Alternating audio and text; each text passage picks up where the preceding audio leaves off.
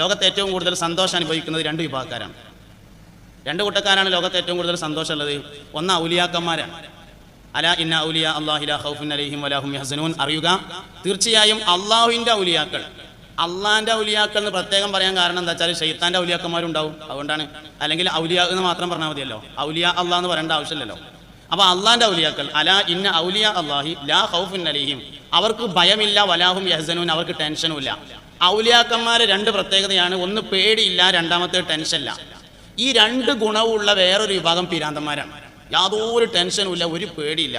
ഓൻ്റെ കാര്യത്തിൽ നമ്മൾ ടെൻഷനാകുക എന്നല്ലാതെ ഓനൊരു ടെൻഷനും ഇല്ലല്ലോ. ഒന്നുകിൽ വലിയ ആവണം, അല്ലെങ്കിൽ പിരാന്തനാവണം. അതിന് രണ്ടിനും കൂടി ഇടപെട്ട സ്വീപ്പായ തന്നെ ഇക്കാരം. ഒന്നുകിൽ നല്ല ബുദ്ധിയുള്ള വലിയ ആവണം, ബുദ്ധിയുള്ള ഭ്രാന്തന്മാർ എന്ന് പറയുന്ന ഔലിയാക്കന്മാരെ കൂട്ടത്തിൽ കൂടണം. അല്ലെങ്കിൽ നമ്മൾ പഠിക്കേണ്ട ഒരു വലിയ വിഷയമാണ് ഈ പിരാന്തന്മാർ എന്ന് പറഞ്ഞാൽ ആരാണ് എന്നുള്ളത്. വാസ്തവത്തിൽ ഒരു പിരാന്തിനും സമ്മതിക്കൂല ഓന് പിരാന്തുണ്ടെന്ന്. ഓൻ്റെ അഭിപ്രായത്തിൽ ഏറ്റവും സുഖമുള്ളത് ഓനും പിരാന്ത് നമുക്ക് എല്ലാവർക്കും ഇക്കാരം. ഓരോരുത്തരും അങ്ങോട്ടും ഇങ്ങോട്ടും കുറ്റപ്പെടുത്തുന്ന സംഗതിയാണ് പിരാന്ത് എന്നത്. വാസ്തവത്തിൽ നമ്മളൊന്ന് പരിശോധിക്കണം, ആരാണ് ബുദ്ധിയുള്ളവൻ, ആരാണ് ബുദ്ധിയില്ലാത്തവൻ, ആരാണ് ഭ്രാന്തൻ, ആരാണ് ഭ്രാന്തില്ലാത്തവൻ. ഭ്രാന്തന്മാരുടെ പ്രവർത്തനങ്ങളെ ശരിയായ നിലയിൽ വിലയിരുത്തിയാൽ അവർക്ക് വളരെ വലിയ ബുദ്ധിശക്തി ഉണ്ടെന്ന് കാണാൻ പറ്റും. ശരിയായ നിലയിൽ വിലയിരുത്തണമെന്ന് മാത്രം. ഒരു പ്രാവശ്യം ഞാൻ പല സ്ഥലത്തും പറഞ്ഞിട്ടുള്ളൊരു കാര്യമാണ്. ഒരു പ്രാവശ്യം തെക്ക് ഭാഗത്ത് നിന്ന് ഇങ്ങനെ യാത്ര ചെയ്ത് വരുന്ന സമയത്ത് ഒരു ഹോട്ടലിൽ ഭക്ഷണം കഴിക്കാൻ വേണ്ടി കയറി. അപ്പോൾ ഇങ്ങനെ ഇപ്പോൾ ഫാസ്റ്റ് ഫുഡ് കടകളായതുകൊണ്ട് അകത്തുണ്ടാക്കിയിട്ട് പുറത്ത് നിന്നിട്ടാണ് കഴിക്കുക. അപ്പോൾ അങ്ങനെ ഭക്ഷണത്തിന് ഓർഡർ ചെയ്തിട്ട് ഇങ്ങനെ പുറത്തിരിക്കുമ്പോൾ ഒരു പിരാന്തം വന്നു. പിരാന്തം വന്നിട്ട് ഇങ്ങനെ ക്യാഷിലിരിക്കണം മുതലാളിനെ ഇങ്ങനെ നോക്കി നിന്നപ്പോൾ മുതലാളിക്ക് മനസ്സിലായി ഇയാൾക്ക് ഭക്ഷണത്തിനാണ് ഇപ്പോൾ ഈ നോട്ടം. അയാൾ അകത്ത് പോയിട്ട് ഒരു ഡിസ്പോസിബിൾ പാത്രത്തിൽ കുറച്ച് ഭക്ഷണം കൊടുത്തു.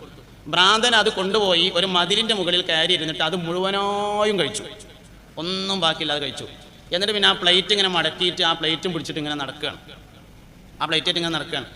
കുറേ കഴിഞ്ഞപ്പോൾ ഇങ്ങനെ പോയിട്ട് ഒരു മരത്തിൻ്റെ താഴ്ഭാഗത്ത് വലിയൊരു വേസ്റ്റ് ബോക്സ് ഉണ്ട്, അതിൽ കൊണ്ടുപോയിട്ട് ഈ പാത്രം ഇട്ടു. ബുദ്ധിയുള്ളവൻ എന്ന് പറയുന്ന മനുഷ്യൻ കഴിച്ചു പോയ പാത്രം അലക്ഷ്യമായി അങ്ങിങ്ങ് റോഡ് സൈഡിൽ കിടക്കുമ്പോൾ ബുദ്ധിയില്ല എന്ന് നമ്മൾ പറയുന്നവൻ കഴിച്ച പാത്രം വേസ്റ്റ് ബോക്സിൽ കൊണ്ടുപോയിട്ടു.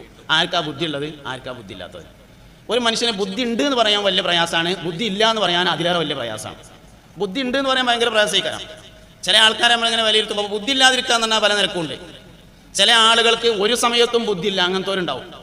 ചില ആളുകൾക്ക് ചില വിഷയത്തിൽ ബുദ്ധിയില്ല, മറ്റു ചില വിഷയത്തിൽ ബുദ്ധിയുണ്ട്, അങ്ങനത്തോരുണ്ടാവും. വേറെ ചില ആൾക്കാർ ഒരു വിഷയത്തിൽ ചിലപ്പോൾ ബുദ്ധിയില്ല, അതേ വിഷയത്തിൽ തന്നെ ചിലപ്പോൾ ബുദ്ധിയുണ്ട്, അങ്ങനത്തെ ആൾക്കാരുണ്ടാവും. ഇതൊക്കെ ബുദ്ധിയില്ലായ്യാണ്, ഇതൊക്കെ ബുദ്ധിയുള്ള അവസ്ഥയാണ്. അപ്പോൾ ആരാണ് ബുദ്ധിയുള്ളത്, ആരാണ് ബുദ്ധിയില്ലാത്തത് എന്ന് കൺഫേം ചെയ്യണമെങ്കിൽ വലിയ പ്രയാസമുള്ള കാര്യമാണ്.